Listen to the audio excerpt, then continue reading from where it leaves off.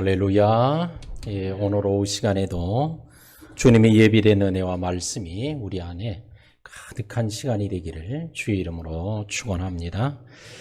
오늘 본문의 말씀은 베드로, 요한, 야고보가 예수님과 함께 변화산에서 올라가 모세와 엘리야를 만나고 또한 예수님과 모세와 엘리야가 하는 말을 듣고 하나님께서 또한 하시는 하나님의 음성까지도 듣고 초막을 3개 짓고 싶다는 고백을 하고 내려와서 이루어지는 일을 오늘 다루고 있습니다. 반면에 우리 밑에 산 아래에 있던 9명의 제자들은 귀신 들린 아이에게로부터 귀신을 쫓아내고자 애를 썼지만 그렇게 하지 못했습니다. 그런 상황에서 예수님은 이 아이의 아버지에게 호소하는 말씀을 듣고 귀신을 쫓아내주고 아이를 고쳐주시는 사건이 이제 오늘 본문의 내용인데, 그 내용을 우리 함께 좀 나누면서 우리가 오늘 우리의 시대에도 오늘 예수님과 같은 깊은 영성과 능력을 회복하는 우리 성도들이 되기를 바라는 마음으로, 또 주의 종들, 저도 그렇고 우리 모두도 이런 시대에는 참으로 능력을 다시 회복해야 되겠다, 이런 마음을 갖고 함께 말씀을 나누고 또 사모하며 기도하는 시간이 되었으면 합니다. 자, 37절 봅니다. 이튿날 산에서 내려오시니 큰 무리가 맞을세. 이튿날 내려왔다는 걸 보니까 거기 산에 올라가서 하룻밤을 지내신 걸 알 수 있습니다. 이튿날 산에서 내려오시니, 산에서 내려왔다고 한 걸 보면 언젠가는 산에 올라간 적이 있을 거 아니겠어요? 올라갔으니까 내려왔을 거예요.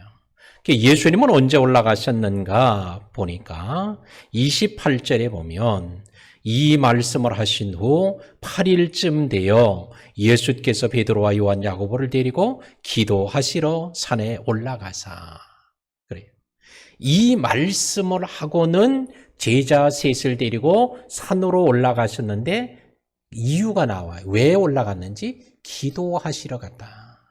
야, 너무 힘드니까 우리 좀 쉬러 가자 하고 산에 등산 가신 게 아니고 기도하시러 가셨다고 분명히 말하고 있는데, 주님께서 이 말씀을 하시고 산에 기도하러 가셨다는 거예요. 이 말씀이 뭘까? 28절에서, 그러니까 28절 그 앞에 있겠죠. 그래서 그것은 22절로부터 27절까지 말씀이 바로 이에 해당합니다. 이 말씀을 했는데 그 말씀은 어떤 거냐? 내가 예루살렘에서 고난을 당하고 장로들과 대제사장과 서기관들에게 버림받아 죽임을 당하고 제3일에 살아나리라. 순환과 부활에 대한 말씀을 해주신 이후에 주님께서는 산에 올라가셨어요. 또한 아무든지 나를 따라오려거든 자기를 보내고 날마다 제 십자가를 지고 나를 쫓을 것이니라.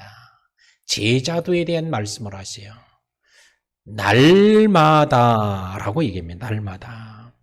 날마다 제 십자가를 지고 나를 쫓으라. 날마다. 우리는 한 번 결심하면 이게 10년, 20년 가는 줄 알아요. 근데 날마다 자기를 부인하고 날마다 자기 십자가를 지는 결단을 해야 할 줄로 믿습니다.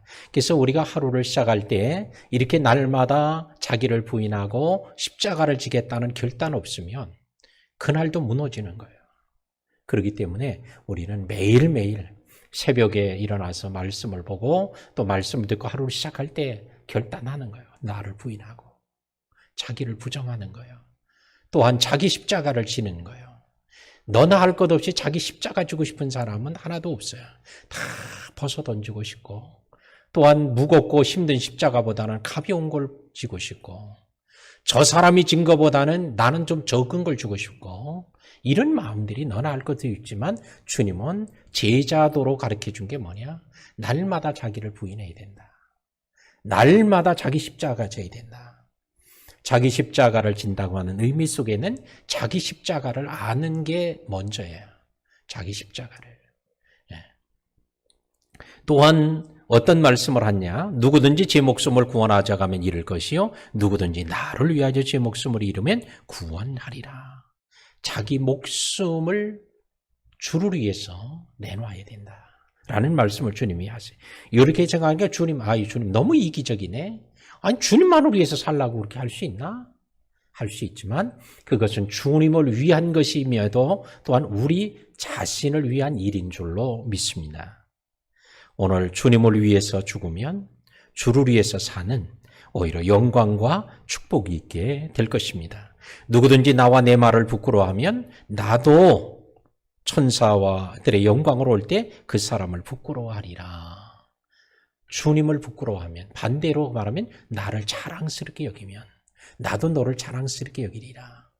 주님은 마태복음 6장에서도 그러죠. 너희가 사람들 앞에서 나를 부인하면 나도 너희를 부인하고, 너희가 사람들 앞에 나를 시인하면 나도 하나님 앞에서 너희를 시인해 줄 거다. 너희가 나를 부끄러워하면 나도 너희를 부끄러워할 거다. 반대로 너희가 나를 자랑스럽게 여기면 나도 너희를 자랑스럽게. 오늘도 우리 기도할 때만 교회에서만 주님을 자랑스럽게 여기고 사랑한다고 고백하지 말고 우리의 삶의 현장 곳곳에서 주님을 사랑하고 주님을 자랑스럽게 여기는 우리 성도들이 되어야 할 줄로 믿습니다. 그리고 나서 주님께서 이 말씀을 하시고 한 8회쯤 지나서 주님께서 산으로 올라가셨던 겁니다. 우리 주님께서는 말씀을 가르치고는 산에 올라가 기도하시고 기도하고는 또 내려오시는 주님의 모습처럼 우리는 이런 영성을 늘 유지하고 회복하기 위해서 늘 이렇게 말씀을 전하는 것은 우리가 에너지를 소비하는 거예요. 기도하는 것은 에너지를 다시 축적하는 것과 같아요. 그러므로 누구든지 사람들은 다 먹으면 반드시 배설해야 되고 배설하면 반드시 또 그게 충족이 돼야 돼요. 이게 안 되면 절대로 살아갈 재간이 없습니다. 화장실 안 가거나 평생 살았다? 이런 사람은 이게 살 재간이 없는 거예요. 그럴 수가 없어요. 자, 안 먹으면 안 갈 수 있어요. 그러나 그렇게 살 수가 없어요. 먹으면 배설하고 배설하면 또 먹어야 되는 이 순환이 이루어져야만 합니다. 우리의 신앙생활도 모든 걸 다 그냥 베풀기만 하면 그러면 에너지가 고갈돼서 못 살아요. 다시 그것이 충전돼야 됩니다. 휴대폰도 하루 종일 많이 쓰면 금방 배터리가 닳아요. 닳으면 또 충전을 시켜야 되는 것처럼 우리의 삶도 영적으로도 그렇습니다. 늘 충전하고 일을 많이 할수록 분주할수록 우리는 더 충전하는 시간을 꼭 가져야 돼요. 그래서 마틴 루터는 말합니다. 나는 할 일이 많을수록 바쁠수록 오히려 그날은 더 많이 기도한다. 내가 기도하지 않으면 마귀는 그날 나를 이기고 승리한다. 우리는 바빠서 기도하지 못한다고 하죠. 그러나 위대한 신앙의 사람들은 바쁠수록 오히려 더 기도하는 거예요. 힘들수록 오히려 더 기도하는 거예요. 그러니까 우리하고는 달라요.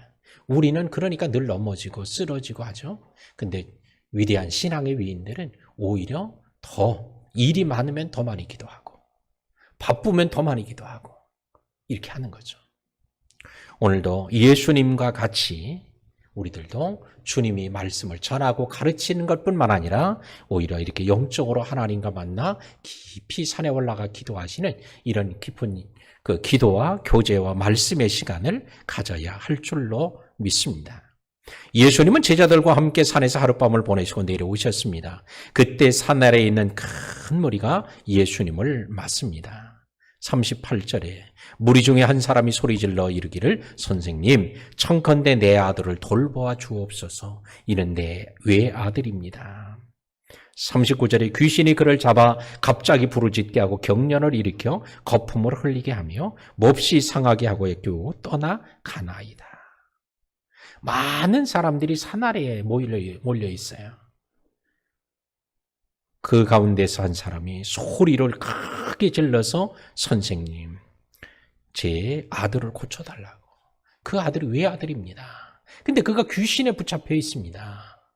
그래서 그가 귀신이 갑자기 막 소리를 지르기도 하고 경련을 일으키기도 하고 거품을 흘리기도 하고 몹시 몸을 상하게 하고 그리고는 또 떠나가고 그리고는 또 돌아와서 그렇게 하고 한다는 거예요.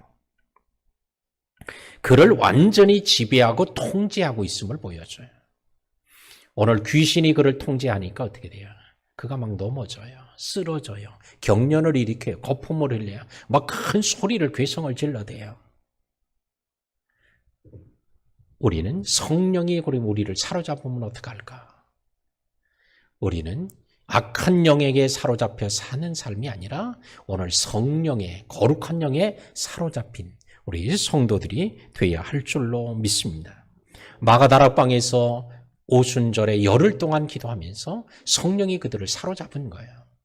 그러니 그들의 입이 변해서 오늘 방언을 말하고요. 그들이 성령에 사로잡히니까 담대히 나가서 말씀을 전하고, 성령에 사로잡히니까 예수 그리스도의 이름으로 기사와 표적을 드러낼 수 있게 되었고, 성령에 사로잡히니까 그들이 환난이 오고 핍박이 다가와도 좌절하지 않고 오히려 하나님께 모여서 기도하니 빌기를 다하며 모인 곳이 진동하고 모든 사람이 다 성령이 충만해지는 이런 일들이 벌어지는 거예요. 성령에 사로잡혀 우리는 오늘 이 시간에 나를 사로잡고 있는 게 과연 무엇일까? 성령께서 나를 완전히 사로잡고 계시는가? 아니면 내 생각이 나를 사로잡고 있는가? 아니면 어둠의 영이 나를 사로잡고 있는지 스스로 한번 점검을 하고 돌아보는 시간이 되었으면 좋겠어요. 성령이 우리를 사로잡으면 성령의 행하시는 대로 우리가 끌려갈 거예요. 악한 영이 우리를 사로잡으면 악한 영이 하는 대로 가게 될 거예요. 우리의 마음도 생각도 오늘 성령에 잡힐 수도 있고 악한 영에 사로잡힐 수도 있습니다. 그런데 오늘 이 사람은 아버지가 얘기합니다. 귀신이 그를 사로잡았다는 거예요.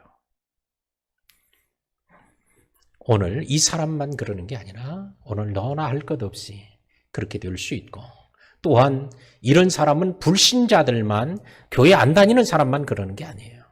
성경에 보면 가룟 유다도 악한 영이 그를 사로잡아 그의 속으로 들어갔다고 얘기를 해요. 베드로도 이 악한 영이 역사하니까 예수님이 하시는 일을 방해하고 예수님이 하시는 일을 가로막습니다. 오늘 누구든지 그럴 수 있다는 거예요.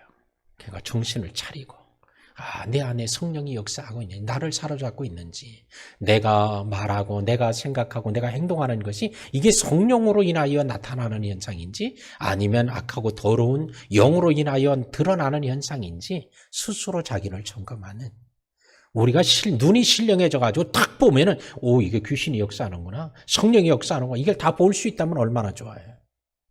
근데 성령의 역사, 성령을 우리 눈으로 볼 수 없어요. 귀신을 다 볼 수 없어요.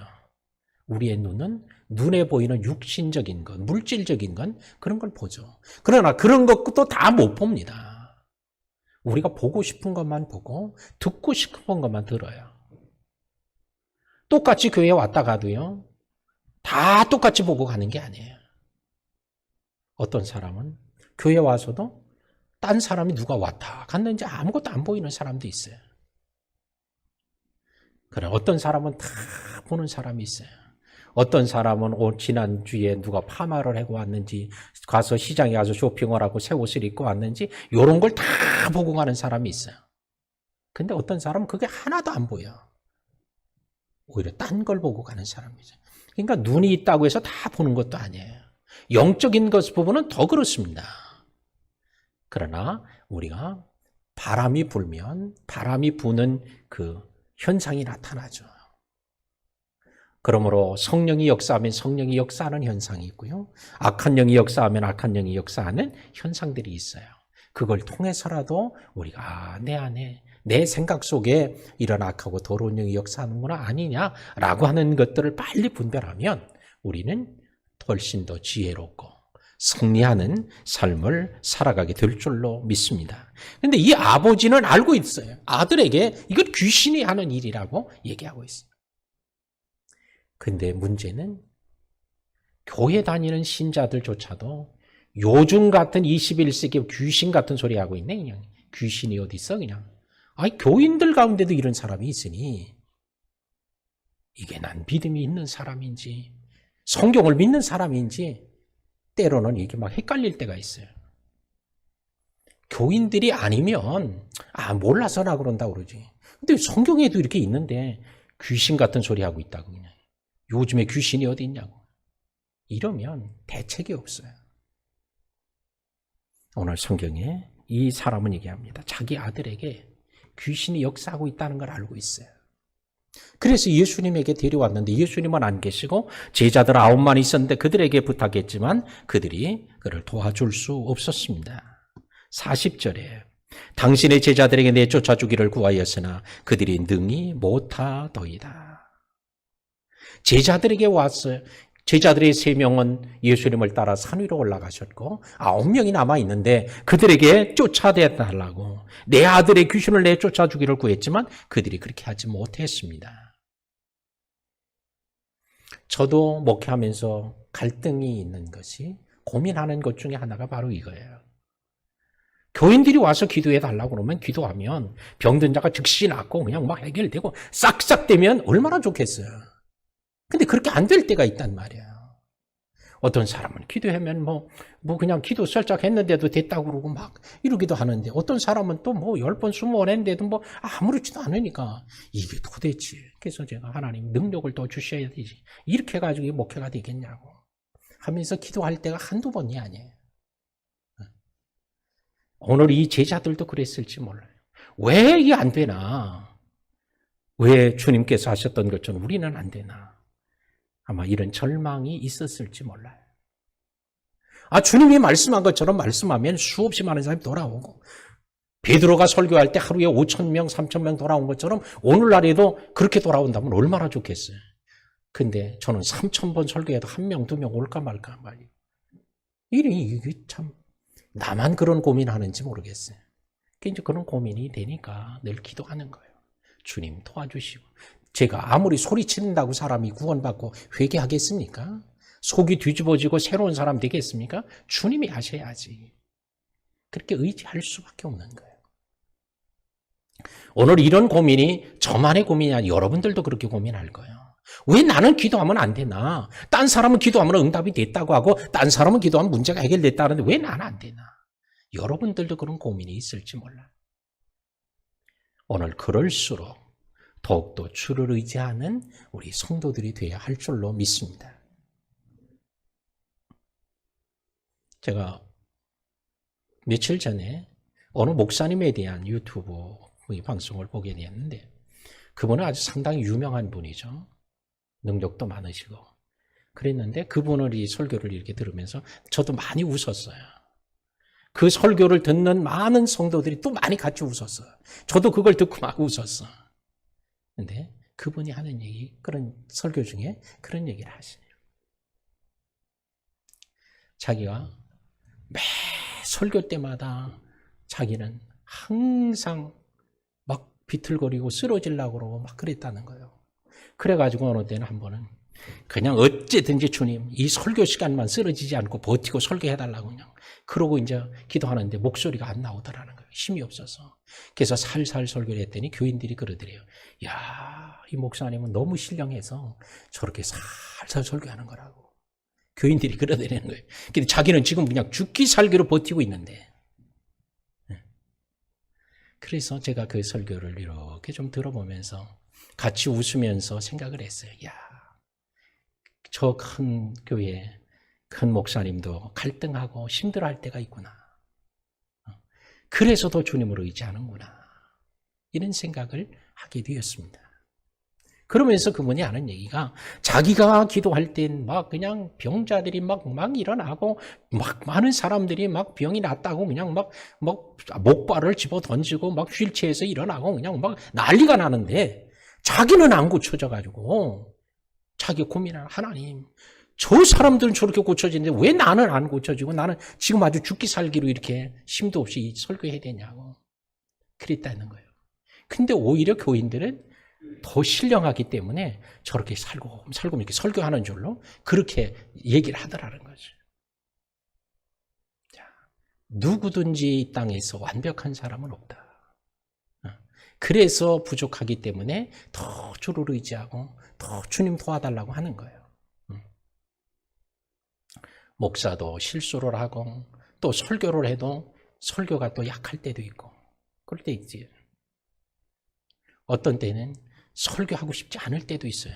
너무 힘들어서 맥이 빠져가지고 이럴 때도 있어. 그런데 어떻게 하겠어요? 시간 되면 해야지 뭐. 주부들이 힘들다고 시간 되면 밥 안 합니까? 밥도 해서 먹여야 되는 거예요. 그런 것처럼 목사도 하는 거예요. 그런데 참 놀라운 거는 또 하면 하나님이 또 힘 주시고 또 말씀을 주셔요. 예. 부흥회만 다니는 목사님은 참 난 좋을 것 같아요. 왜? 설교 한 20개만 잘 준비해 놓으면 그러면 뭐 부흥회 요통에 뭐 길게도 안 하니까 10개 정도만 설교하면 한 주 부흥회 하는 거예요. 그게 얼마나 편해. 그냥 뭐 설교 막 하고 그러면 설교하면 뭐예요? 교인들이 막 천사처럼 대답해 주고 그게 얼마나 좋아. 근데 한 부흥사 목사님은 부흥사 하기가 얼마나 힘든지 모르겠다는 거예요. 그 왜 그러냐 그랬더니 힘들어도 가야 되고 죽을 것 같아도 가야 된다는 거예요. 왜? 그 교회하고 약속을 해놨으니까. 이번 한 주는 몸살 나서 좀 쉬고 싶다 그래도 못 쉬는 거예요. 그냥. 그 교회는 그냥 막 스케줄 해놓고 막 준비도 하고 막 했으니까 안 갈 수 없잖아. 그러니까 또 부흥사는 또 부흥사가 나름대로 또 그런 고충이 있다. 그러니까 다 하나님은 다 하나님을 의지하지 않으면 안 되도록 하나님 만드시는 거예요. 목사도 하나님을 의지하고 살게 하고 장로님은 장로님대로 하나님 의지하지 않고는 절대 못 살도록 하나님이 달달 볶으시고 권사님들도 마찬가지고 집사님들도 마찬가지고 제일 안 볶는 사람이 평신도예요. 이건 볶아도 알지 못하니까 하나님이 아무리 힘들게도 이걸 못 깨달으니까 그러니까 조금 기다리시는 거지 하나님이. 근데 직분이 올라갈수록 하나님이 자꾸 들들 볶으십니다. 기도 안 하면 기도하라고 볶고 충성 안 하면 충성 안 한다고 볶고 자꾸 하나님 못 견디게 만드시는 거예요. 그러니까 자꾸 직분만 높아지려고 하지 말고 그렇게 달달 볶일 각오를 하면 이제 올라오실 때가 되는 거예요. 아들의 귀에 있는 귀신을 쫓아내려고 하는 거예요. 자, 마가복음 9장 14절에 그들이 제자들에게 와서 보니 큰 무리가 그들을 둘러싸고 서기관들과 그들이 더불어 변론하고 있더라 그래요. 산 아래에서는 지금 뭐 하고 있어요? 서기관들과 변론을 하고 있어요. 말씨름을 하고 있어요. 산 위에서는 기도하고 있는데 산 아래에서는 지금 싸움박질을 하고 있는 거예요. 자, 이게 오늘날 교회 아닌가요? 어떤 사람은 죽기 살기로 기도하고 어떤 사람은 죽기 살기로 싸움만 하고 있고 이게 교회다. 이게 공동체다. 그러니까 기도할 사명이 있는 사람은 죽기 살기로 기도해야 돼. 그렇다고 계속해서 계속 죽기 살기로 싸우라고 하는 얘기 하는 건 아니에요. 오늘 산 아래에 그러니까 뭐가 없어요? 능력이 없는 거예요. 산 아래에서. 산 위에서의 기도와 산 아래에서의 논장의 문제 이런 현장을 우리는 당시 사람들은 이걸 못 보지만 우리는 성경에 기록되니까 이걸 전체적으로 한눈에 볼 수 있잖아요. 산 위에 올라가서 지금 예수님이 베드로와 야고보와 막 기도하시고 모세와 엘리야가 나타나고 말씀하고 있는 걸 다 한꺼번에 보고 산 아래에서는 지금 서기관들과 제자들이 막 말씨름을 하고 귀신 들린 애를 데리고 와서 막 난장판이 된 거 이걸 다 지금 한눈에 보는 거예요. 우리가 드라마를 이렇게 여러분이 보시잖아요. 저도 이 드라마를 이렇게 이제 가끔 이제 뭐 내용은 잘 모르지만 그냥 이렇게 볼 때 보면 드라마 속에 나와서 그 연기하는 배우들을 보면요. 그들은 몰라. 우리는 다 알고 있는데 지금 저렇게 말하면 안 되는데 왜? 그 사람은 지금 사기꾼인데 저 얘기하면 저 사기당하는데 다 우리는 다 알고 있어. 근데 그 사람은 그 대화하는 사람 사기꾼인 줄 모르고 있는 거예요. 왜? 우리는 전체를 드라마를 보는 그 시청자들은 전체를 보고 있기 때문에 그래요. 지금 오늘 이 변화산 산상과 산 아래의 일을 우리는 한눈에 지금 보고 있어요. 자, 오늘 이렇게 통전적으로 한눈에 볼 수 있는 영적 눈이 우리 열려지면 좋겠어요. 그래서 우리의 삶 속에 일어나는 일들을 한눈에 볼 수 있다면 얼마나 우리가 승리할 수 있겠어요. 근데 우리는 조각조각도 보고 조각조각도 못 보는 거야. 마치 눈앞에 있는 것도 제대로 못 보고 있으니까 자꾸 넘어지고 쓰러지죠. 오늘 이 시간에도 주여 우리의 눈을 열어서 전체 통째로 볼 수 있는 하나님의 시각으로 볼 수 있는 이런 은혜를 달라고. 그러나 하나님같이 볼 수는 없어요. 그러니 하나님의 말씀을 들어야지. 하나님이 다 보시고 아시고 말씀하니까 하나님의 말씀을 우리가 들어야 복된 성도들이 될 줄로 믿습니다. 산 아래에 있는 제자들처럼 우리들도 무능력하지는 않은가. 말씀을 제가 생각하고 준비하면서도 그래, 맞아, 나도 그래. 그들만 무능력한 게 아니라 나도 그랬지, 무능력하지. 능력이 없으면서도 능력이 없다는 사실조차 모르고 있지는 않은가. 무능력하다는 걸 알면은 이건 그래도 낫지만 능력이 없으면서도 능력이 없다는 사실조차도 모르고 있는 사람들도 있죠. 그런데 능력이 없으면서도 오히려 또 더 적은 사람은 능력이 있는 척하는 거예요. 능력도 없는데도. 이건 더 큰 문제죠. 오늘 이 시간에 능력이 없는 걸 아는 사람은 주의 도움을 구해요. 능력이 없으면서도 없다는 걸 모르는 사람은 주의 도움을 구하지 않아요. 왜? 모르니까. 능력이 없으면서도 능력이 있는 척하는 것은 이건 외식하는 자예요. 마지막 주님 만나는 그날 주님으로부터 책망과 심판을 피할 길이 없을 겁니다. 우리는 교회 안에서 능력이 없으면서도 능력이 있는 척하면서 이는 사는 척병이 우리는 많이 걸려 있어요. 우리 이런 것들을 십자가 앞에 내려놓고 오늘 주님 앞에 겸손하게 엎드리는 성도와 교회가 될 때 우리 한국교회가 살아나는 회복되는 주의 복이 있을 줄로 믿습니다. 41절에 예수께서 대답하여 이르시되 믿음이 없고 패역한 세대여. 믿음이 없고 패역한 세대라고 주님이 아주 강하게 그들을 책망합니다. 이 믿음이 없고 패역한 세대는 과연 누구일까? 산 아래에 있는 9명의 제자들 포함돼요. 또한 그들과 변론하는 서기관들 포함되어 있어요. 그 아래에 있는 무리들을 향해서 주님이 말씀하는 거예요. 주님은 믿음이 없는 세대라고, 패역한 세대라고 얘기를 해요.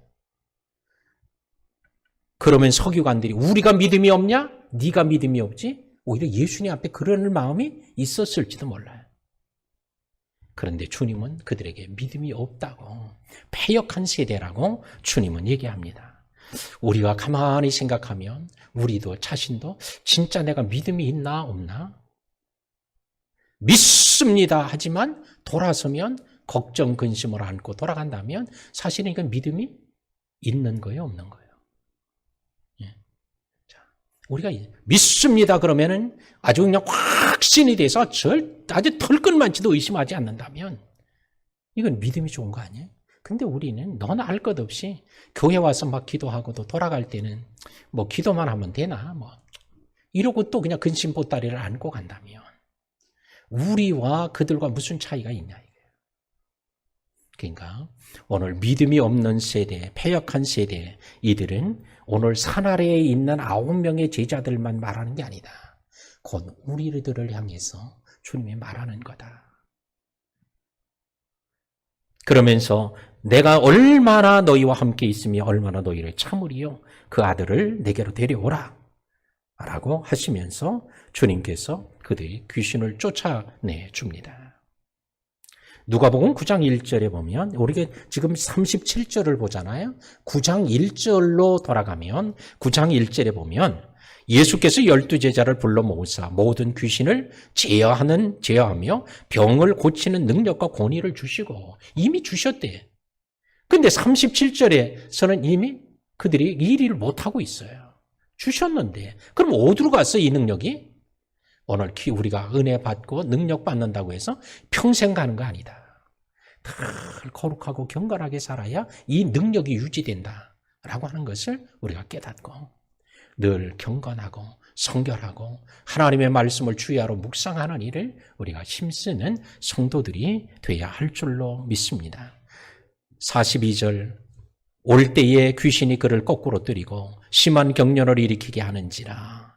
자, 데려오라고 그러니까 데려오잖아요. 그런데 예수님께 나오는데 귀신이 그를 거꾸로 때려요. 막 팍 엎드러지게 만들었어요. 심한 경련을 이렇게 벌벌 떨게 해요. 자, 예수님께 데려오는데 그를 못 나오게 하는 거예요. 사단은 절대 예수님을 만나지 못하게 한다. 예수님께 나오는 걸 방해한다는 것을 볼 수 있습니다. 여러분들도 주님께 나오려고 하면요, 사단이 먼저 찾아와 여러분을 방해하지 않나요? 무슨 사단입니까? 사단이 어디 갔습니까? 전혀 알지 못하는 사람도 있죠. 그런데 여러분들이 기도하려고 나오려고 하면 기도를 방해하고, 예배하러 나오려면 예배를 방해하고, 찬양하려고 하면 찬양을 방해하고, 다 여러분을 먼저 찾아와 방해하는 사단의 세력들이 있음을 우리가 오늘 성경을 통해서도 보고 깨달아야 할 것입니다. 예수님께 나오는데 거꾸로 엎드려요. 심한 경련을 일으켜요. 오늘 여러분들의 다리가 부러지게 할 수도 있고, 또 애는 속에 막 그냥 토사 광란이 일어나서 못 나오게 할 수도 있고, 이게 사단이 그렇게 할 수도 있는 거예요. 오늘 점심을 잘못 먹어서 내가 그런가? 그런 것만이 아니라 사단이 역사해서 그렇게 오늘 소화장애도 못하게 소화를 장애를 일으킬 수도 있어요.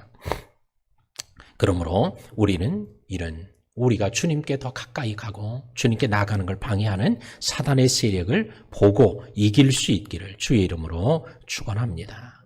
예수님께 나오자 예수님이 그를 꾸짖었어요. 더러운 귀신을 꾸짖으시고 아이를 낳게 하사 그 아버지에게 돌어주시니, 더러운 귀신이 그를 못 나오게 하고 그를 그렇게 만들기에 더러운 귀신을 꾸짖으니까 떠나갔어요. 오늘도 너희는 마귀를 대적하라, 그러면 너희를 피하리라 하는 것처럼 우리가 마귀를 대적함으로 오늘 승리하는 성도들이 되어야 할 줄로 믿습니다. 말씀을 맺겠습니다. 이 기적의 사건은 귀신들까지도 예수님의 권위에 복종한다는 것을 보여주는 사건이에요. 어느 누가 이런 일을 할 수 있겠어요? 누가복음은 헬라인들을 향해서 기록된, 이방인들을 대상으로 기록된 복음서죠. 이방인들 중에 지도자요, 그들을 통치하는 통치자는 최고의 권위자라는 사람들이 이런 귀신이 있을 때 예수님처럼 꾸짖어서 귀신들을 쫓아낸 사람이 있어요? 이 말씀을 읽을 때에 그들은 깜짝 까무러치는 거예요. 이런 분이 계셨다니? 이 성경을 읽는 사람들마다 예수님에게 관심을 받고 예수님께 나오게 되는 거예요. 오늘날 우리 교회가 이런 능력을 다시 회복해야 할 줄로 믿습니다. 성경에만 2000년 전에만 일어났던 성경에만 있는 옛날 이야기로만 우리가 넘겨두는 게 아니라 오늘 하나님의 말씀은 예나 지금이나 영원토록 변하지 않고 말씀 하나마다 다 땅에 떨어지지 않고 이루어지는 진리의 말씀인 줄로 믿고 이 말씀이 진짜 우리의 삶의 현장에서 이루어지는 이런 능력을 회복하도록 기도하는 우리 성도들이 되기를 축원합니다. 왜 남아있던 제자들은 귀신을 쫓아내지 못했을까? 믿음이 없고 패역한 세대. 이름은 사도요 제자였어요. 이름은 서기관들이었어요. 그런데도 껍데기뿐이니까. 오늘 우리가 직분만 자랑할 것이 아니라 우리가 다시 능력을 회복하는 그런 시간이 될 때 우리 자신도 살고 교회도 살고 가정도 살고 모두 사는 역사가 이루어질 줄로 믿습니다. 이런 은혜가 우리 모두에게 함께하는, 그래서 산 위에 올라가서 기도하는 시간을 갖는 것처럼 오늘도 모든 걸 내놓고 이렇게 기도하고 주님과 만나는 이런 귀한 시간들을 유지해가는 우리 모든 성도들 다 되시기를 주의 이름으로 축원합니다. 하나님, 저희들을 사랑해 주신 것 감사합니다. 오늘도 말씀을 함께 나눌 때 산 아래에 있던 제자들은 책망을 받았지만 오늘 그들이나 우리들이나 별로 다를 것이 없습니다. 하나님, 저희들에게도 다시 능력을 주옵소서. 저들처럼 산 아래에서 서기관들과 변론하고 말씨름하고 하나님이 있었던 것처럼 오늘 이론에는 능하고 말은 잘합니다. 그러나 능력을 상실해 싸우니 오늘 이와 같은 시대에 다시 저희 교회가 우리 모든 성도들이 능력을 회복하는 귀한 저희들 되게 하옵소서. 오늘 이 시간에도 주님 찾아와 주사 저희들이 능력 없음을 알고 주의 도움을 구하오니 주님 능력으로 충만한 시간 되게 하여 주어서 오늘도 또 우리가 돌아가고 삶의 현장에서 늘 승리하는 주의 복이 있게 하옵소서. 예수님의 이름으로 기도하옵나이다. 아멘.